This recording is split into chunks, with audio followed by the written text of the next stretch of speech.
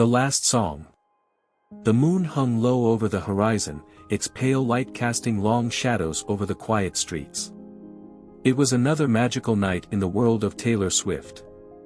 Her music had long been the soundtrack of millions of lives, touching hearts and sparking dreams. But tonight, it would be different. Tonight, her songs would awaken something darker, something ancient. Taylor Swift had just wrapped up a performance in an intimate venue. Her heart was racing from the love and energy of the crowd. She made her way backstage, a soft smile playing on her lips as she thought about how lucky she was to do what she loved every day. But as she stepped into her dressing room, the atmosphere shifted. The air grew cold, and the lights flickered. Before she could even react, the door slammed shut with a deafening bang, trapping her inside. Panic bubbled in her chest, but she barely had time to process the fear before a figure stepped from the shadows. He was tall, impossibly handsome, with eyes that gleamed like molten gold. His skin was pale, his features sharp and chiseled, and his black cloak billowed as he moved closer. Taylor froze, her mind racing. Who was he? What did he want? "I've waited for this moment for centuries," the man said, his voice a smooth, intoxicating whisper that sent a shiver down Taylor's spine.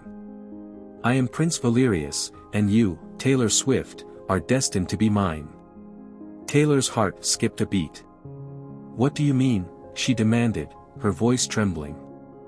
"I have heard your songs across time," Valerius continued. "Your voice, your wisdom, your melodies, they are the key to eternal joy, and I will keep them for myself. You will sing only for me. Your music will echo through the lonely halls of my castle forever." Before Taylor could protest, Valerius stepped forward with a speed so unnatural, it took her breath away. He grabbed her by the wrist, his touch cold as ice, and in an instant, they were no longer in her dressing room. They were somewhere dark, somewhere ancient. The walls of the castle were lined with stone, their surfaces slick with age and decay. Tall, Gothic windows let in just enough moonlight to reveal the enormity of the space. Valerius led Taylor through the vast corridors, his presence overwhelming her. Her mind raced. This was no ordinary man. This was a vampire, a creature of the night. "I won't stay here," she said, her voice shaking with defiance. "You can't control me." "Oh, but I can," Valerius murmured, his cold fingers brushing her cheek. "Your songs, your voice, are more powerful than you know. I've waited for centuries for a talent like yours.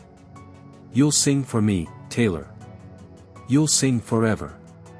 Taylor tried to pull away, but the grip of his hand tightened, pulling her deeper into the castle. She could already feel the weight of the darkness pressing on her chest, but her mind was set. She would find a way out of this. She had to. Meanwhile, miles away, Travis Kelce was lying on his bed, flipping through his phone. He had just wrapped up a game, but something didn't feel right. A shiver ran down his spine as he scrolled past a news article, Taylor Swift missing. Sources report that the singer disappeared after her concert tonight under mysterious circumstances, His heart lurched. There was no way. Taylor? Missing? Travis stood up, his eyes narrowing. He had always admired Taylor, not just for her music, but for who she was as a person. This wasn't a coincidence. He knew something dark was at play. He wasn't just a football star, there was another side to him, one he hadn't revealed to anyone. He was a vampire hunter, trained by the best in ancient lore. And tonight, that training was about to be put to the test. Back at the castle, Taylor was fighting for her freedom. Valerius had locked her in a room high up in one of the towers. Her only company was the haunting whispers of the wind and the sound of her own heartbeat, racing with fear. But then, she heard something, a voice, deep and determined. "You're not alone." The door slammed open, and there stood Travis, looking every bit the warrior. His eyes burned with purpose, and in his hand was a silver sword, gleaming in the dim light. "Travis?" Taylor gasped. I'm here to get you out of here, he said, his voice resolute. No one takes Taylor Swift without a fight. As he stepped forward, Valerius appeared, his face twisted with rage. You think you can defeat me, mortal, he sneered. I am immortal. Your weapons are useless against me. Travis didn't hesitate. With a swift motion, he lunged at Valerius, swinging the sword with precision. The vampire prince moved like lightning, dodging every strike. But Travis was relentless, his every move calculated, driven by a single goal, to protect Taylor. Stay back. Travis shouted to Taylor, his eyes meeting hers for a brief moment. She knew what he was doing. He was fighting not just for her freedom, but for the future of her songs. The battle raged on, but Valerius's supernatural strength was overwhelming. He swiped at Travis, knocking him across the room. Travis struggled to stand, his body bruised, but his will was unbroken. Give up, mortal, Valerius hissed, his fangs glinting in the moonlight. You cannot defeat me. I am the prince of the night. But Taylor wasn't going to let this happen. She wasn't going to let her music be taken from the world. She had an idea, one that came to her in a flash. She stepped forward, her voice trembling at first but growing in power. I won't let you win, she said, her words echoing in the castle. You don't understand. My songs, they're not just mine. They belong to the world. Valerius laughed, his eyes burning with amusement.